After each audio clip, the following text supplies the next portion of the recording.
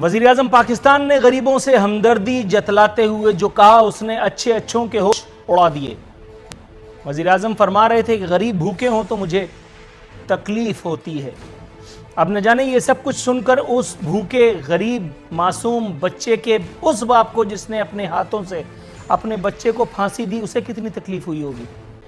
वज़ीर आज़म पाकिस्तान गरीबों के लिए तफक्कुर का इज़हार करते हुए फरमाते हैं कि अगर मुकम्मल लॉकडाउन हुआ तो गरीब को कैसे संभालेंगे। गरीब चीख पड़े हैं, वो कह रहे हैं हुजूर अल्लाह का वास्ता आप हमारी रहने दीजिए, हम अल्लाह के आसरे पर ही खुश हैं, अल्लाह मियाँ है ना हमारे लिए। वज़ीर आज़म पाकिस्तान कह रहे थे कि अब हमें लोगों के लिए दुकानें खोलनी पड़ेंगी। सर पहले ये खौफ का कारोबार जो इस वक्त चल रहा है पूरे मुल्क खुसूसन सूबे सिंध में, अगर आप इसे बंद करवा दें तो यकीन जानिए हमारी नस्लें आप तक आपकी जो है वो एहसानमंद होंगी। खान साहब के देरीना साथी हमारे हीरो, खान साहब के भी हीरो जावेद मियादाद साहब ने आज क्या दूर की कौड़ी लाएं मौसूफ टेलीथॉन ज़ाफ़रान ज़ार बना डाली। उन्होंने फरमाया कि हमारी किस्मत में महज मांगना ही रह गया है। मेरा नहीं ख्याल कि जावेद मियादाद साहब को ये ज़र्रा बराबर भी गुमान होगा कि उन्होंने क्या कहा है और किस वक्त पे कहा है, लेकिन यकीन मानिए मज़ा आ गया। मियादाद साहब कहने लगे कि लूटने खाने वाले तो निकल गए, लोग मर रहे हैं। हुजूर लोग पैदा ही पाकिस्तान और इंडिया जैसे बांग्लादेश जैसे ममालिक में इसलिए होते हैं कि वो मरें, वो सियासतदानों के सियासी पार्टियों के काम आए। आप अभी सियासत में नहीं आए, आपको क्या पता बारात कहाँ जा रही है। दो खबरें हैं, ऐसी खबरें हैं कि ख्याल है कि गरीब जो हैं वो चौंक जाएगा, हड़बड़ा जाएगा, तिलमिला जाएगा। वो वज़ीर आला सिंध जनाब मुराद अली शाह साहब, जिनकी कॉम्पिटेंस के कौन मुतरिफ नहीं, मैं भी हूँ आप भी होंगे यकीनन, जिन्होंने कोरोना से लड़ने के लिए जो भाग दौड़ की उस पर WHO ने भी तारीफ की, हमने भी अपने प्रोग्रामों में तारीफ की। लेकिन अब ये अचानक एक ऐसी खबर हाथ आ गई है कि अब अगर इसको आपकी खिदमत में पेश नहीं किया तो मज़ा तो नहीं आएगा। कोरोना से लड़ने वाले वज़ीर आला की रहाइशगाह, वज़ीर आला हाउस की तज़ीन और आराइश के लिए महज 1.5 करोड़ रुपए जो है वो जारी कर दिए गए हैं। ये बताते हुए ज़्यादा तकलीफ हो रही है कि कोरोना वायरस की मौजूदा सूरत हाल में वज़ीर आला सिंध की जानिब से यूसीज़ के माना अखराजात में 2-2 लाख रुपए की कटौती ये कहकर कर दी गई थी कि हम इस वक्त कोरोना से लड़ रहे हैं। ये पता नहीं सिंध वालों को कैसे पता चल गया।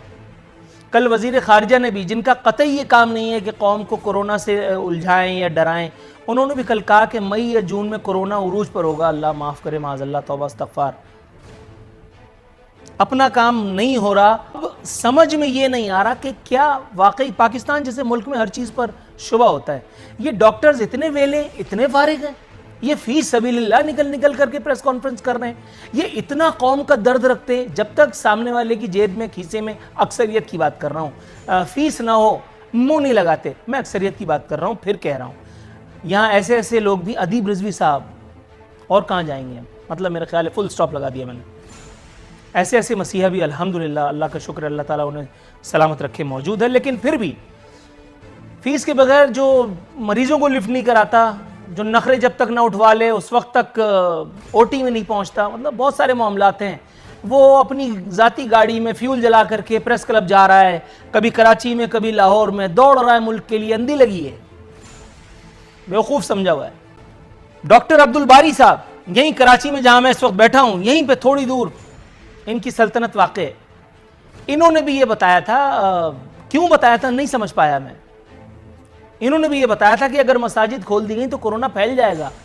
ताहम मैं इनसे ये पूछने का कहा हूँ कि सिर्फ मसाजिद में ही कोरोना का घर है? वो जो सुपर मार्ट और फलाना ढिमकाना, वो जो बड़ी बड़ी दुकानें डिचुक वहाँ चल रही है, वहाँ कुछ नहीं होता? ये शारा फैसल पे गाड़ियाँ चलाना अब इस वक्त भी मुश्किल होने लगा है। आज आते हुए भी बड़ी तकलीफ हुई।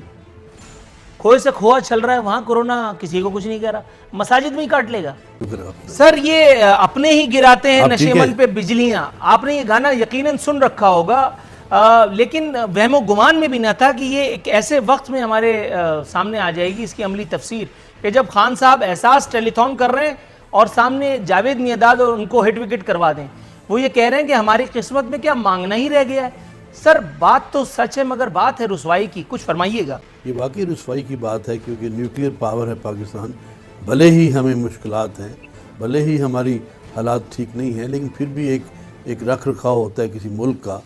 और अब देखिए ये मांगने वाला जो सिलसिला है, ये मुश्किल हालात में भी, क्रिकेट के हालात में भी, हॉस्पिटल स्कूल सब के हालात में, मेरा ख्याल है कि इसमें कोई शक नहीं है कि हमारे जो प्राइम मिनिस्टर साहब हैं, मेरा ख्याल है इसमें काफ़ी कुदरत रखते हैं और इसीलिए इसको फौरी तौर पे करने में वो उजलत भी करते हैं। और मेरा ख्याल उनको इसमें फ़ख्र भी है कि इसमें पैसे वो काफ़ी इकट्ठे मांग लेते हैं, इकट्ठे गलत।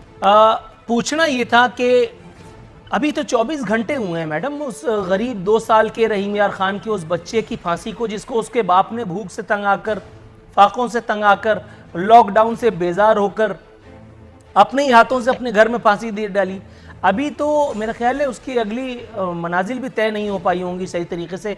और अभी खान साहब ने ये जो दुख दिया है पूरी कौम को, उन्होंने फरमाया कि गरीब भूखे हों तो मुझे तकलीफ़ होती है, गरीब भूखे हों, उनका ताल हो तो वो उस्मान बुज़दार को जाकर के पीठ थपथपा देते हैं, कहते हैं शाबाश बच्चे खुश रहे। 1.5-2 महीने के बाद वो जाते हैं साने साहिवाल पे जाकर के फ़ोटो खिंचवाते हैं, उन लोगों को अपने पास बुलवा करके उनके साथ ताज़ियत करते हैं, फ़ोटो सेशन खिंचवाते हैं। उसके बाद फिर वो कहाँ गया इंसाफ, किधर गई वो दुकान, वो जो चल रही थी हमदर्दी की, कुछ पता नहीं चल रहा। कन्फ्यूजन ही कन्फ्यूजन है। गरीब को संभालने की बात कर रहे हैं, गरीब तो बेचारा मर रहा है। मैडम कुछ फरमाइएगा। देखिए, आप बहुत सारे मामलात को एक साथ जोड़ रहे हैं। इस वक्त जो मामला है वो कोरोना का है और कोविड-19 की जो पेंडेमिक की सिचुएशन है उससे रिलेटेड सारी बातचीत इस वक्त हो रही है। अगर आप एक आदमी के सच्चे जज्बे और उसकी एक कदर नहीं करेंगे और गवर्नमेंट के इस स्टेप को आप अभी भी आप इसको डिसरिगार्ड करेंगे तो मुझे नहीं समझ में आ रहा कि मैं खुदा न खास्ता मैं डिसरिगार्ड करने वाला कौन होता हूँ। मैडम वो रहीम यार खान का 2 साल बच्चा, कल हमने उस पर स्टोरी भी की थी, उस पर बात भी की थी। उसके बाप ने गुर्बत से तंग आकर, बेरोज़गारी से तंग आकर, लॉकडाउन से तंग आकर उसको फांसी दे दी। उसकी शान में अगर आप 2 जुमले कहें तो फिर मैं अपने अगले मेहमान पे जाऊँ। देखिए, बहुत ये दुख की बात है और बहुत ज़्यादा ये इसके लिए कुछ भी कहना, और न जाने कितने सारे ऐसे लोग होंगे कि जो कि बीमारी का शिकार हो, उनकी जहनी हालत इस किस्म की हो कि वो अपने छोटे बच्चे को उस हालत तक पहुंचाएं। अल्लाह ना करे कि ऐसा हो, बट हुआ। और इसकी जो है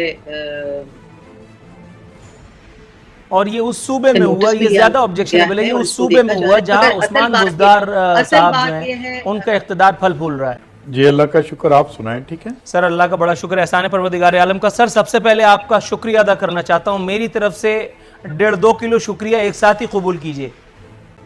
अगर आप कोई दे रहे हैं तो मैं शुक्रिया अदा कर देता हूँ। सर दे रहे हैं, पाकिस्तान में तो मुफ्त में जो भी मिल जाए ले लो, लाइन में लग करके मिलता है तो भी किया जा रहा है। सर वज़ीर आला हाउस की तज़ीनो आराइश के लिए सिर्फ 1.5 करोड़ रुपए जारी हुए हैं, और वो भी ऐसे वक्त में कि जब यूसीज के माना अखराजात में 2-2 लाख रुपए की कटौती की गई है, दीगर महकमों के तरक्याती फंड्स बंद कर दिए गए। कौम को कोरोना से लड़ना है और वज़ीर आला कह रहा है कि नहीं, पहले मुझे 1.5 करोड़ रुपए तज़ीनो आराइश करनी है। सर इख्तिसार के साथ अगर आप कुछ वजाहत करें तो फिर हम आगे बढ़े। लेकिन मैं समझता हूँ कि अगर किसी घर में वाटर सप्लाई का मसला बन गया है, सीवरेज का मसला बन गया है, बिजली का मसला बन गया है, बाथरूमों का मसला बन गया, तो उसके लिए अगर पैसे रखे गए हैं तो इसको हम मीडिया की जीनत बनाकर ये कहें कि जी वज़ीर आला सिंध ये कर रहे हैं, उनके अच्छे कामों को आप दूसरी तरफ डाइवर्ट कर दें। आज आप देखें, मैंने नहीं किया सर, WHO क्या कह रहा है, वज़ीर आला की तारीफ कर रहा है। सर ये कार्य खैर शहबाज गिल साहब ने किया है, उन्होंने कहा है कि सिवाय अवाम के पैसे पर लूट मार के आपको कुछ नहीं आता। एक तरफ वज़ीर आज़म हैं जो अपनी सरकारी राइशगाह को यूनिवर्सिटी बना रहे हैं, और एक तरफ आप कि जो इस वक्त अलल्ले तलल्ले कर रहे हैं। सर इतनी संजीदा गुफ्तगू चल रही थी, आपने कहा पीटीआई के संजीदा लोग किधर हैं, और फिर आपने नदीम अफजल चंद साहब का नाम लिया। वो तो पीटीआई के कहाँ थे, वो तो पीपल्स पार्टी के थे, वो तो अचानक प्यारे हो गए पीटीआई को। संजीदा बात को गैर संजीदगी से करने के ये नुकसान होते हैं। गवर्नेंस की बात की शाहीन खालिद भट्ट साहब ने, लाहौर हाईकोर्ट का सवाल भी कुछ गवर्नेंस से ही मुताल्लिक़ है। उन्होंने कहा गुड गवर्नेंस कहाँ है, आवाम को भिखारी बना दिया गया। सरबरा एहसास प्रोग्राम शहरियों को लाइनों में लगाकर तस्वीर बनवाती हैं, जब तक आटे के थैले के साथ तस्वीर न बने गरीब की मदद नहीं होती। मैडम गरीब तो मर गया, नहीं, ये बात जो है ये मेरे ख्याल में बहुत ज़्यादा एग्जैजरेटेड और बढ़ा चढ़ा के पेश की गई है, ऐसी कोई बात नहीं है।